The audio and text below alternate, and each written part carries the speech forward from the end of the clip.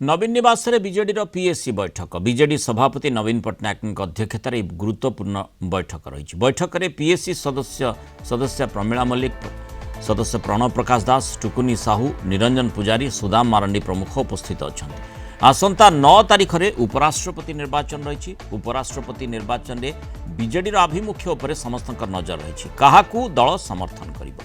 NDA प्रार्थी CP Radhakrishnan ना India मेंट प्रार्थी बी सुदर्शन रेड्डी बैठक में एने आलोचना होगा संभावना थिबारु आजिर पीएससी बैठक खूब गुरुत्वपूर्ण रही आगक विधानसभा मौसुमी अधिवेशन रही राज्य में महिला निर्यातना नहीं तंबी तोफान चलता बेले सारर अभावी बिक्री नहीं राजरास्त चाषी ए प्रसंग में सरकार को गृह भितर घेरिबा आज बैठक में रणनीति चूड़ांत होइतिबा कुहाଯାଉଛି।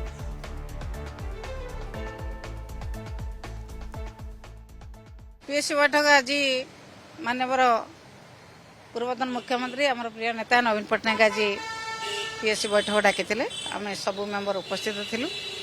से आलोचना है नुआक गठन होता युव छात्र महिला टीम किभली भाव में सक्रिय भाव में काम करेंगे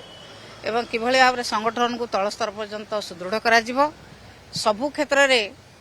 युव छात्र महिला केमिति आगुआ है काम करेंगे ए विषय आलोचना है एवं आसुवा विधानसभा किभली भाव में सरकार जो कर्म सब करिसंती दलित मान कथा कहतु आदिवासी मान कथा कहतु चाषी मान कथा कहतु महिला कथा कहतु प्रभु जगन्नाथ कथा कहतु ये सब कथा जो करिसंती रथ यात्रा जो प्रकार विभ्राट करिसंती से सब कथा विषय आलोचना करागला किभली भाव में आमे आसेम्बली ताको उत्थापन करिवु एई विषय सब आलोचना करागला माननीय विरोधी दल नेता आमर प्रिय नेता नवीन पट्टनायक महोदय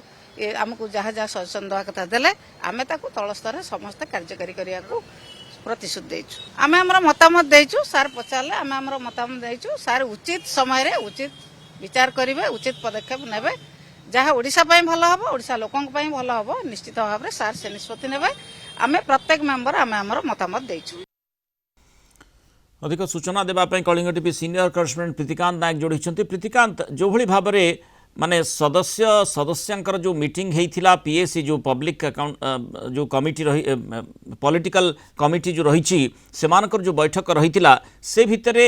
दुईटी गुरुत्वपूर्ण कथा आसूची विधानसभा अधिवेशन रही सहित 9 तारिख में जेतु उपराष्ट्रपति निर्वाचन रही बीजेडी आभिमुख्य कौन हेबो जो भली ओडिशा एवं ओडिशावासींकर जहाँ भल हेबो एक कथाटी कुहाଯାଉଛି तेणु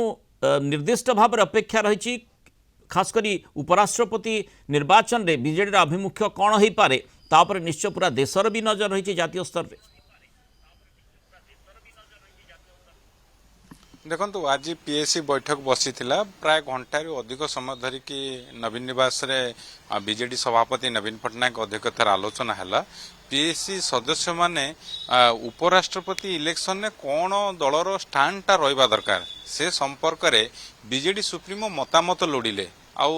मेंबर माने जो माने पीएससी सदस्य पॉलिटिकल अफेयर्स कमिटी सदस्य से उपस्थित थिले से माने मध्यम तांको मतामत रखिले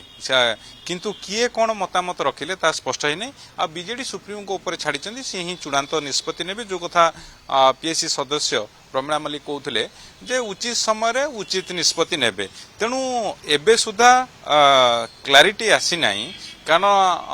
कौन करिवो बीजेडी आभिमुख्यटा कौन रहिबो कारण जदिओ गोटे पटे इलेक्शन कमिशन ऑफ इंडिया जो इश्यू गाइडलाइन इश्यू करिसंती उपराष्ट्रपति निर्वाचन को लेकिन कौन सी दल हुईप जारी करें नहीं तेणु बिजु जनता दल मेंबर मानू जो माने योग्य अच्छी भोट दवापाई से किभली मेसेज दबो बा कौन स्टांड रहा से संपर्क में से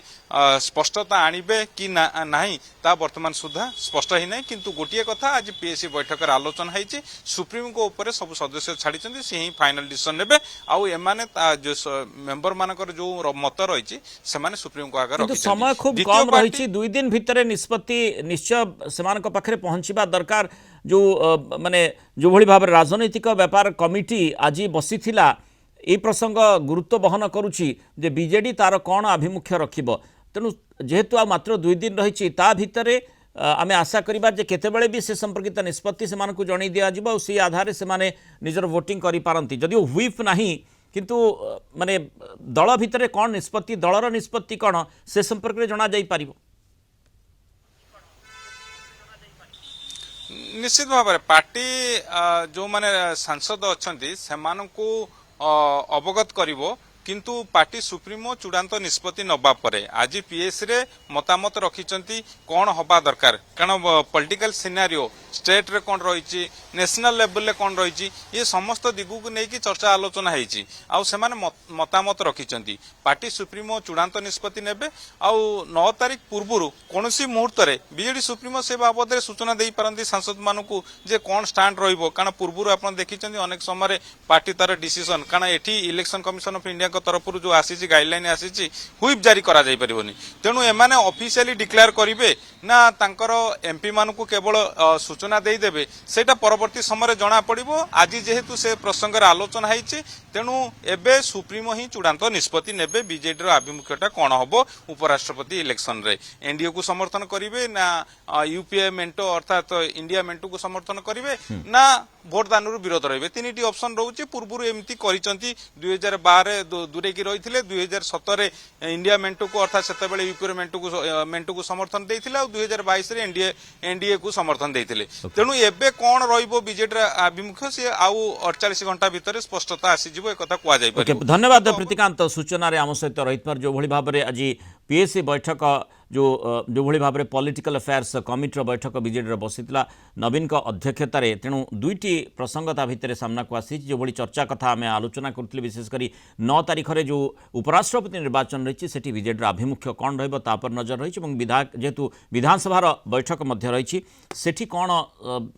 बीजेडी स्टैंड रही से संपर्क में आलोचना होता कहुच्छी।